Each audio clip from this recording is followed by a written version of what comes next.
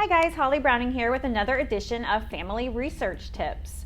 Last episode we talked a little bit about the federal census and how it can help you in your family research. And today we're going to talk a little bit about why you might be hitting brick walls or why you can't find information in the census. So first, let's go over a couple of quick reminders about the census. The United States federal census is taken every 10 years. The first census was taken in 1790, and the last one available to the public is 1940. And the reason that is because there was a law passed in 1978 called the 72-year rule, and that is to protect identities. So in the year 2022, 1950 will be available. So that's kind of how they do that to protect the living. And then as we remember, each census, as it gets more modern, there's much more information available. So the census in 1790 is very, very broad. It's basically just like tally marks with ages, and it just lists the head of the household. And when you get to something like 1940, as I hear on the screen, you have name, exact age, birth date, gender, race, the relation to the head of the house. There's a lot more information there for you.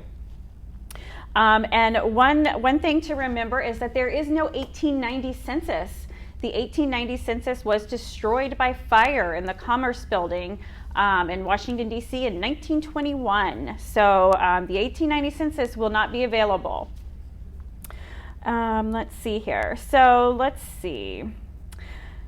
For many of the ancestry sites, whether if you're on Ancestry, MyHeritage, Family Search, any one of the databases that they have, they're going to have the actual image of the census, and they're going to have their own little review of it to where you can kind of read it.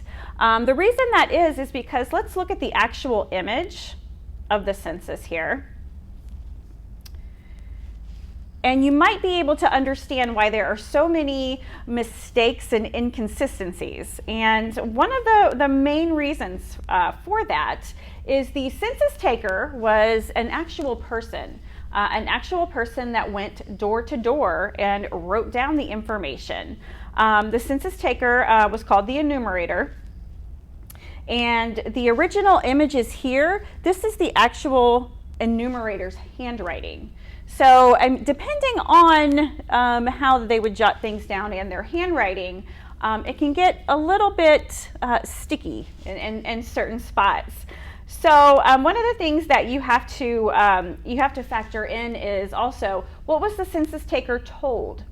Was he always told the truth of who was who, and were they the correct ages? What did he hear? What was transcribed? There are all kinds of things to kind of take into account of why names might be misspelled, and one of the things is it might not just been on the enumerator's part. A lot of the times in the olden days, and especially in many rural areas, people were illiterate, and they didn't know how to spell their name. They spelled it like they heard it. So over time, you'll notice that it changes. And another reason that you'll notice that surnames change, you have to take into account as well, if you have an Irish family, was it okay to be Irish in that period in 1840? Maybe if they add a certain ending to their name, then they would have been safer. So there are all kinds of things to take into consideration when you're looking at a census. And when you're finding mistakes and inconsistencies. So I'm going to show you a couple of examples of mistakes and inconsistencies in the census to kind of show you, what it looks like. So let's see here. The first thing I have pulled up here is a 1940 census. I'm going to go back to the page. Let's see where it has both views. And one of the tips I'll give you is I would always check both the original image and the written out image here, okay? Because a lot of the times they're just going to kind of write what it looks like. And as my example here is I have an ancestor named Celesta Thompson. And here you'll see that it's written Celesta Tonspin. So that would be a little confusing. That's actually, not how you spell it or say it. So that would be an example of kind of the person writing down just kind of what they heard. The other example I want to show you is an example of a surname that changes over time, that may it be on the part of the enumerator and what they heard, or the part of the actual person in the census that is just kind of confused on the way that they spell their name, or those kind of things. So I'm looking at an 1850 census of an ancestor named Louis Casada. His name now is spelled Casada. So in 1850, an enumerator came, and if I was looking for a Louis Casada, I wouldn't find him. I would find Louis Cassie. So I have to look at other clues on where exactly it was taken, who the neighbors were. There are other things to look at to say, okay, I think that might be my ancestor, even though it's spelled Cassey, nothing like Casada. That is the person I'm looking for. If we go to, we'll get out of 1850 and we go to 1860, same person, same man. His name is now Louis Casada, but it's spelled Cassida. So there's been a shift there in 10 years. So let's go ahead 10 more to 1870. And let's see here, we're going to see that it's changed it again. And in 1870, it's now Louis Cassidy. So once again, you don't know if it would be on the part of the census taker, on what they heard, or it is just the person, and that's, how they say it. They didn't say it that way 10 years previous. It could be any of those things.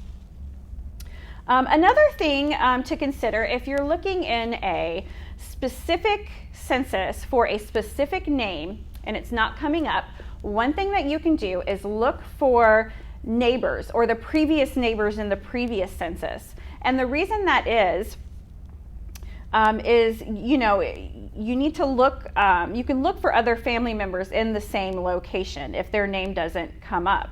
And I have an example of that. I found a young relative living in their grandparents' home, which is not uncommon even for today. But I could not find one of the children that was supposed to be in the home, so I was very confused. And it turns out they were living with their grandparents as kind of like an apprentice and helping out on the farm. And that happened a lot, especially with orphan children. They would be apprenticed out to other families. So you need to check into those things as well. Another thing to consider when you're typing in your search bar is you want to do broad searches. The broader the search, obviously, the more results. So I would not kind of corner yourself into putting a first and last name and try to spell it correctly. I would do as broad as you can, and then go down from there. Put a last name in, or put just a location in. It might take a little more time, but you'll find a lot more information. So that's a few helpful hints and tricks on why you can't find that one stubborn ancestor in your census. And good luck on that, and stay tuned. I'll be back in a couple of weeks with another episode. Thanks for watching.